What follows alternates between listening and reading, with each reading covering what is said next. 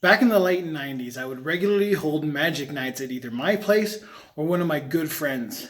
We would have like 8 or more of us playing magic. At the time, we didn't have commander decks. It was just a normal 60 card decks, and they were all over the place. I've mentioned in a previous video that I had over 80 60 card decks that we would randomly choose, and then we would have just giant free-for-alls, or sometimes we'd do like a 4v4 or 2v2v2v2, right? 8 people, yeah.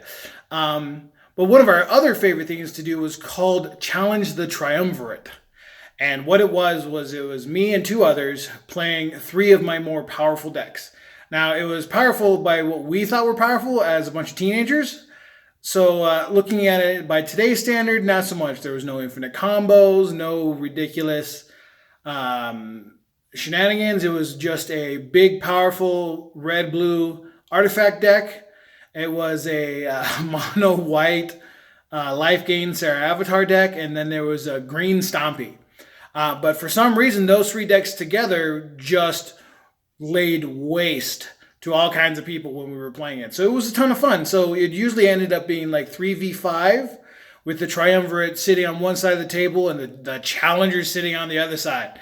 And they would get their decks together, and it would be 100 life versus 100 life, and you couldn't knock one deck out. And it was just a ton of fun. I think we were about 50-50 because eventually they wised up. One of my favorite losses, actually, as playing the Triumvirate is, like I mentioned before, one of my favorite cards for the white deck was the Sarah Avatar. And one of the players, we cast Sarah Avatar, which, for those of you who don't know, is a creature with power and toughness equal to your life total. So one of the other players cast Delirium, which taps target creature, then it deals damage equal to its power to its controller. So since it has power equal to our life total, it hit us for our life total. It was a great loss, and it taught us that we needed to protect our creatures a little bit more.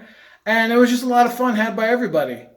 So yeah, that's just one of my favorite memories of playing Magic growing up. What are some of your favorite memories? Like, do you have a favorite deck from when you were growing up? Or, from your early days of Magic, for those of you who haven't been in Magic very long? Just, tell me some of your favorite memories. And thanks for stopping by.